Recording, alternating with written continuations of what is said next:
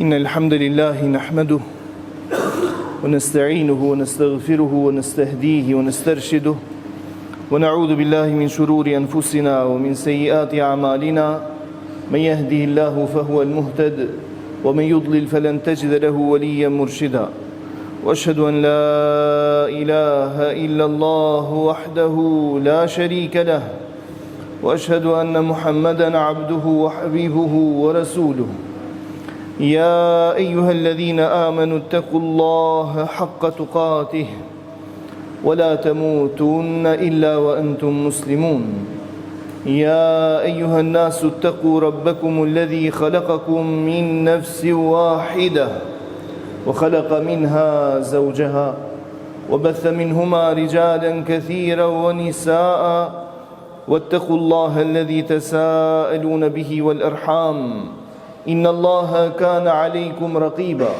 يا أيها الذين آمنوا اتقوا الله وقولوا قولا سديدا يصلح لكم أعمالكم ويغفر لكم ذنوبكم ومن يطع الله ورسوله فقد فاز فوزا عظيما وبعد عباد الله اتقوا الله فيما أمر وانتهوا عما نهى عنه وزجر وأخرجوا حب الدنيا من قلوبكم فإنه إذا استولى أسر واعلموا أنكم غدا بين يدي الله واقفون ستسألون عن أعمالكم وأقوالكم اللهم يسر لنا الحساب وقنا العذاب برحمتك يا عزيز يا تواب.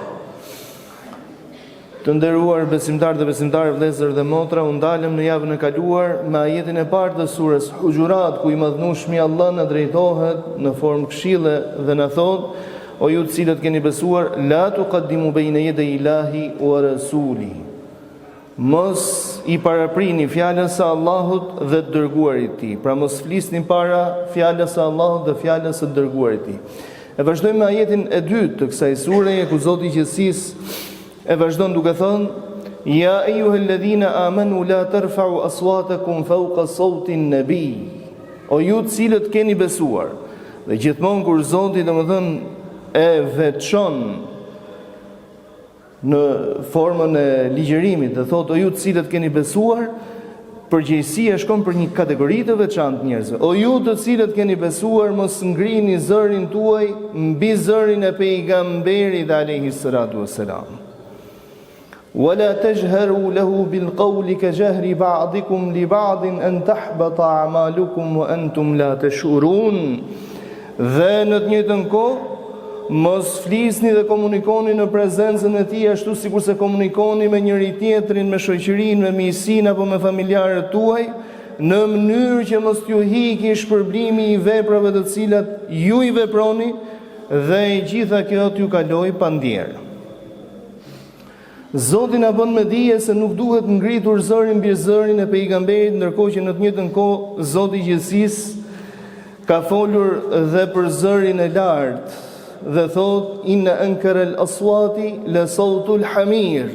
Me të vërtetë që zëri më i urryer është zëri i gomerëve, ata të cilët që jo vetëm bërtasin, por nëpërmjet zërit tyre nuk bëjnë gjë tjetër vetëm se pëllasin sikur se gomerët, pra nuk ka asnjë fryt dhe produktivitet nga e bërtitura e tyre. Se nëse e bërtitura do të ishte me vend, pra do të kishte një fryt prej saj. Pra Zoti flet kundra ngritjes së zërit në të gjitha situatat, por veçanërisht ngritja e zërit në prezencë të pejgamberit alayhi salatu wassalam. Çfarë është i dërguar i Zotit dhe se çfarë duhet jetë ai për besimtarin? Pejgamberi alayhi salatu wassalam, duke na treguar se çfarë duhet jetë dashuria për dërguarin e Zotit për besimtarin, thotë: Nuk beson asnjëri prej jush me besim të drejtë dhe të kompletuar, pra, përderisa nuk jam unë më i dashur për të, se sa fëmia, pasuria, prindrit, deri dhe vetja e tij. I thot Umeri radiallahu anhu, i dërguari i Allahut, të dua ty më shumë se gjithçka u përmend, veç vetes time, pra nuk të dua më shumë se sa vetja ime. I thot pejgamberi alayhi salatu wasalam, nuk është kompletuar besimi o Omer. Më pas drejtohet Umeri radiallahu anhu dhe i thot: o i dërguari i Allahut, unë të dua sot ty më shumë se sa vetja ime.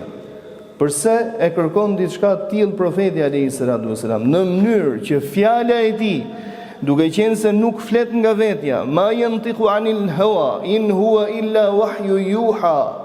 Ajo që flet profeti nuk flet thot nga vetja, thot Zoti i gjithësisë.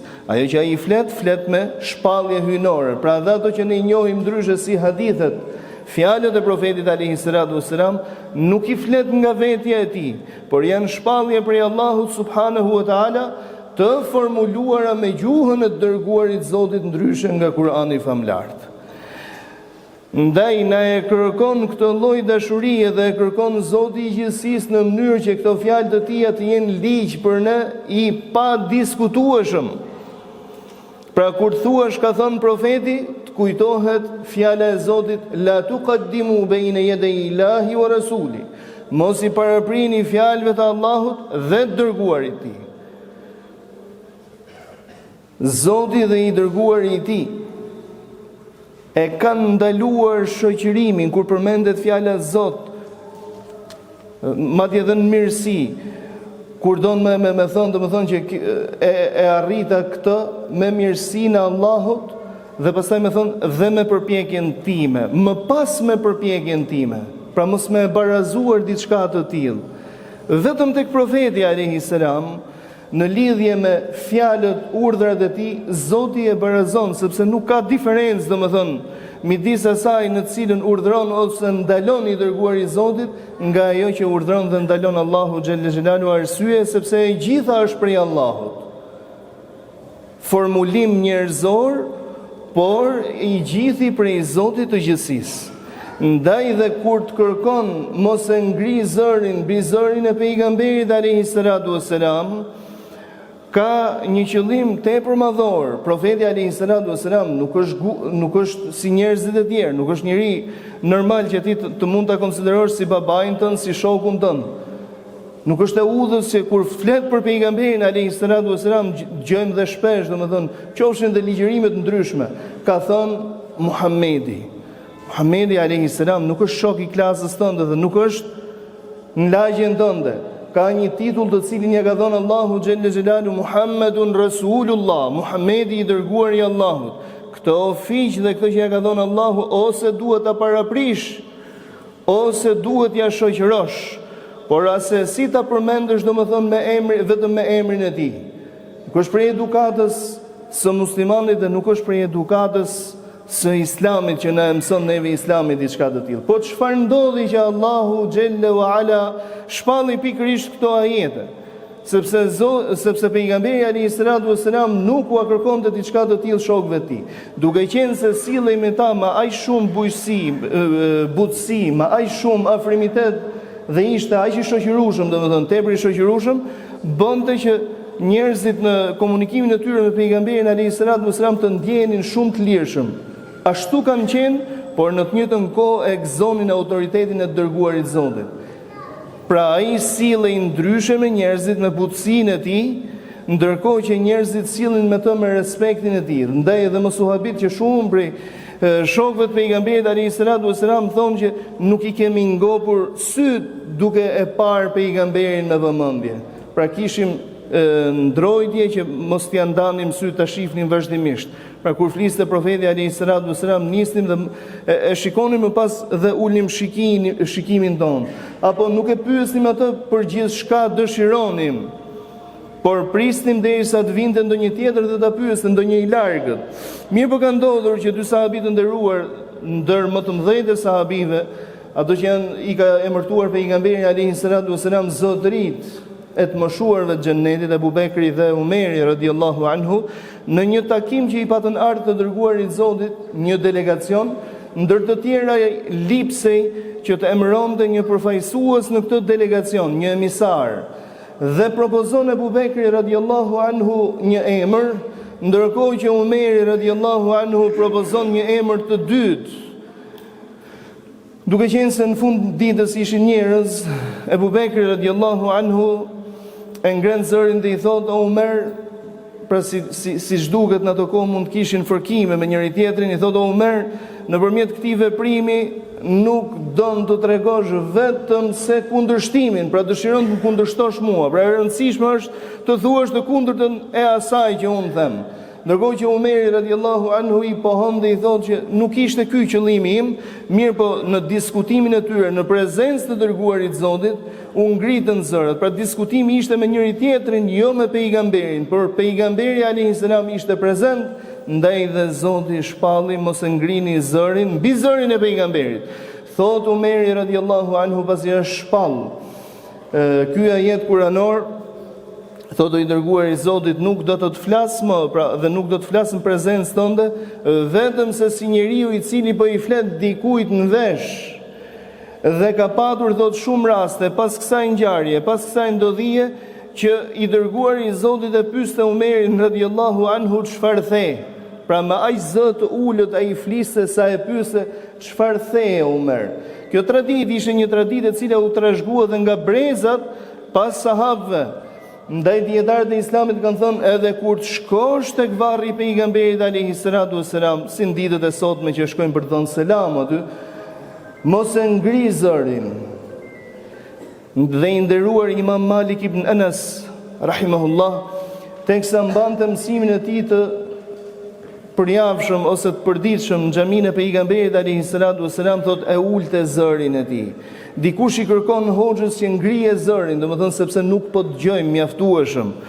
Thot, e kush është Malik ibn Anas që të ngrej zërin mbi zërin e pejgamberit në këtë xhami, duke qenë se ishin në xhaminë e pejgamberit. Kush është Malik ibn Anas, thot, dhe bën me shenjë për nga shtëpia e pejgamberit alayhis salatu wassalam, duke i treguar se aty pra ndodhet trupi i pejgamberit, edhe pse i vdekur pra. Por respekti dhe zbatimi urdhrit hyjnor duhet të jetë po i njëjti. Këta njerëz jetonin me fenë dhe me të edukuarit, ndaj dhe nuk ka hajër dhe nuk ka dobi. Në të praktik fetare që nuk ka edeb, nuk ka kulturë. Kjo shoqërohet edhe me njerëzit e dijes, pra nuk është e udhës që afrimiteti që mund të kesh me dikë ta thrasësh në emër. Sikur se është e pëlqyeshme që për çdo profesion njeriu t'i japësh atë vlerësimin që e ka arrit apo që ja ka mundsuar Allahu xhelle xhelalu me arrit në jetën e tij. Pra si doktori, mjeku, inxhinieri, ku ta diun gjëra të kësaj natyre, mësuesi me patjetër, pra ti drejtohesh me respekt. Kështu dhe njeriu të ditur, pra ti drejtohesh me hoxh apo sipas emërtimeve në çdo vend të caktuar. Tregohet për një prej sahabëve apo për një prej shokët e pejgamberit alayhis salatu wassalam, Thabit ibn Qais, si e përjetoi zotnia i nderuar pikërisht këtë ajet kuranor. Thabit ibn Qais radiallahu anhu shuaj në mesin e sahabëve se e kishte zërin për nga natyra e kishte të lartë.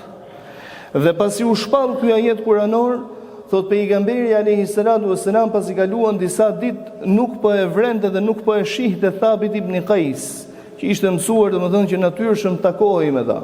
Dhe prej islamit dhe edukatës së islamit është që kur nuk e sheh një të njohurin tënd, vëlla të besimit, vëlla të fesë, të interesohesh për të vallë pse nuk është aktiv. Pra çfarë mundon, çfarë halli ai mund të ketë.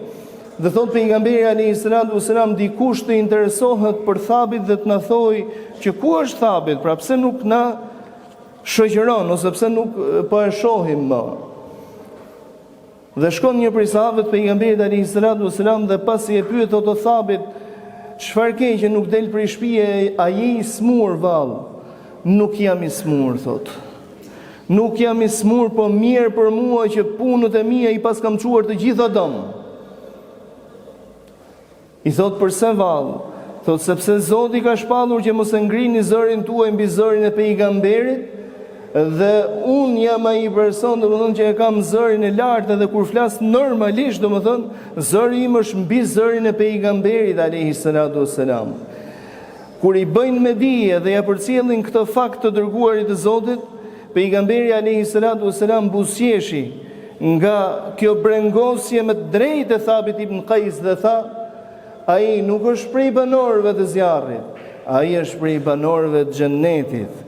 Dhe thot Malik ibn Anas, sa herë që e shikonim Thabit ibn Qais teksa ecte sokakeve apo rrugëve të Medinës, gëzohenim dhe thonim që ky është dëshmia e pejgamberit pra një xhenetli i cili ecën mbi tokë dhe u vërtetua tek shokët e pejgamberit alayhi salatu wassalam, kjo profeci e dërguar i Zotit dhe kjo dëshmi hyjnore që ai është prej banorëve të xhenetit, ku thot në luftën e Yemamës, betejë ku u përball kufri, mohimi i Allahut i dërguar i tij, me nkrye Musailem el-Kadhab, pretendentin e profecisë, pretendentin e rrejshëm të profecisë dhe muslimanëve, në këtë betejë muslimanët thot Anas ibn Malik ishin paksa të strukur derisa vjen Thabit ibn Qais, i cili kish veshur qefinat, thot ish lar, pra kish marrë gusul, kish veshur qefinat, ish parfumosur dhe thot për çfarë keni ardhur këtu?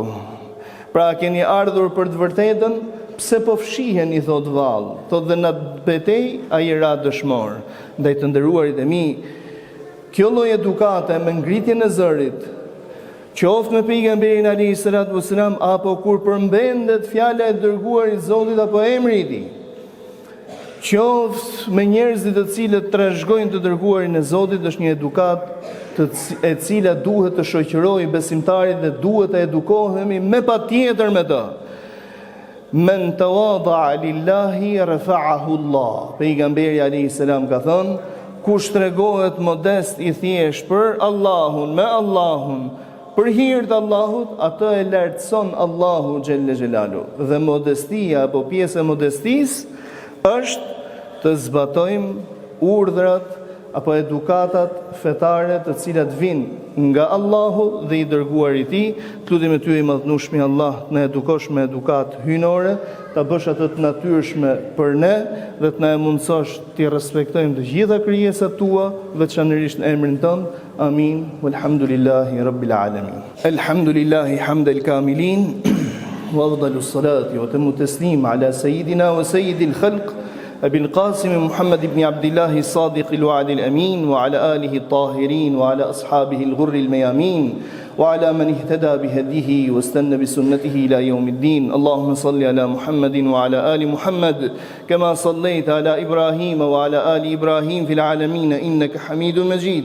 اللهم بارك على محمد وعلى آل محمد كما باركت على إبراهيم وعلى آل إبراهيم في العالمين إنك حميد مجيد بر. وارض اللهم عن الأربعة الخلفاء السادة الحنفاء ساداتنا وموالينا الكرام سيدنا أبي بكر وعمر وعثمان وعلي. وارض اللهم عن سائر الصحابة والتابعين وتابعيهم بإحسان إلى يوم الدين. اللهم آمين. Edukata e ngritjes së zërit nuk ka të bëjë vetëm me dërguarin e Zotit që në rastin konkret vjen si një urdhër, por ka të bëjë edhe me prindrit, me patjetër. Kjo edukat duhet ta shoqërojë besimtarin në jetën e tij dhe duhet të jetë i edukuar me diçka të tillë.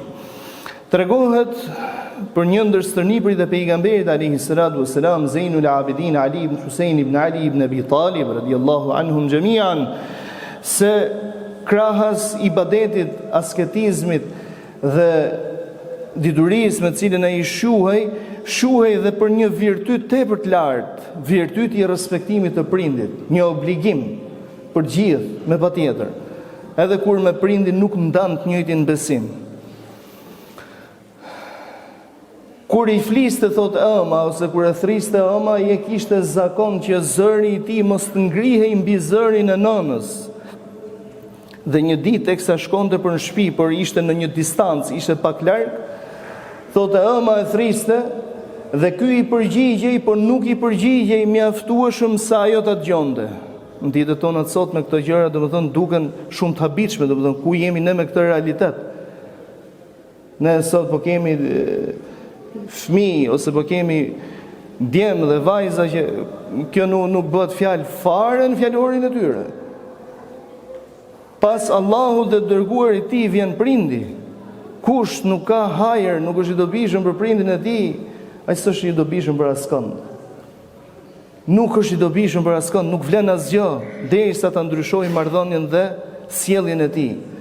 Thotë dhe duke qenë se ëma e kishte thritur për disa herë me radhë dhe ai i përgjigjej, por nëna nuk e dëgjonte. Në një çast i thot oj nën, pra e ngren zërin dhe thot oj nën, erdha.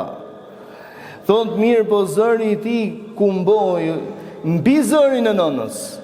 Thot kjo bëri që e fajsoi veten me këtë veprim dhe si për të shfaqsuar me Allahun xhelle xhelalu, si për t'ia fal Allahun pasi kish kërku hallallikun dhe nënës për diçka të tillë, bëri që t'i blende lirin një sklavit kohës vetëm për ta shlyer atë gjunah që e kish konsideruar tek vetja. Pra shikoni të nderuarit e mi se si jetonin njerëzit e hershëm. Ashtu duhet me jetu me fenë. Nuk kanë fenë Allahut me marrë sa don ti dhe me lënë çfarë don ti. Feja Allahut merret tërësisht. Allahu xhelle xhelalu ka thënë hyni në fe tërësisht. Nuk ka thënë pjesërisht. Ne do të jemi të gabueshëm e patjetër, por kjo nuk na jep të drejtën të qenë të gabueshëm, nuk na jep të drejtën të jemi njerëz selektiv në fenë e Allahut, që këtë e marr dhe këtë nuk e marr, këtë e bëj dhe këtë nuk e bëj. Duhet të gjithën ta veprojsh. Dhe aty kur nuk të jepet mundësia për momentin, sepse gjithmonë është e mundur të zbatosh fenë e Allahut, por kërkohet këmbgulje, kërkohet vullnet, dhe aty ku nuk të jepet mundësia ose nuk e gjen mundësinë për momentin, të paktën besimi i zemrës të mos jetë kundra veprës të cilën e vepron. Pra besimi të jetë konform urdhërit të Allahut xhelle xhelalu. Lutem e ty i madhnueshmi Allah na falë na mëshiro. Na pajisë o Zot me moralet e larta të Hazretit Muhamedit alayhi salatu wassalam. Na bëj jetën të lehtë dhe na mundso o Zot ta jetojmë atë në kënaqësinë tënde. Na bëj vdekjen të lehtë dhe na mundsoj madhnueshmi Allah të vdesim me dinjitet dhe me shahadet. Lutem e ty i madhnueshmi Allah për çdo të sëmurë Allah shëroje, për çdo të brengosur, të stresuar, të munduar nga hallet e kësaj jete, Zot jepi zgjidhje i largoje streset, brengat e hallet e tij. Për çdo të munduar nga borxhet, ndihmoje Zot në shlyerjen e borxheve të tij. Na furnizo Zot prej hallallit dhe bëj atë të dashur për zemrat tona. Na largo Zot prej haramit, aq sa e ke larguar lindje nga perëndimi, dhe bëj atë të urryer për zemrat tona. Lutem e ty i madhnueshmi Allah për mbar muslimanët, kudo që ata janë, kudo që ata ndodhen anë mban botës, e veçanërisht ata të Palestinës, të Gazës, kudo u trazohet siguria dhe kudo ku nuk ka stabilitet dhe siguri, Zot ndihmoju i pranë tyre, jepu Zot strehim, jepu Zot qetësi, jepu Zot ushqim dhe mbi të gjitha jepu Zot qëndrueshmërinë këtë fe. Lutem e ty i madhnueshmi Allah, sikurse na mundsove të mblidhemi në këtë vend begat, në këtë ditë begat, me të madhëruar ty ashtu siç na ke urdhëruar, na shpërbleo Zot ashtu siç na ke premtuar. Amin Allahumma amin. Walhamdulillahi rabbil alamin. أشرقت نفسي بنور من فؤادي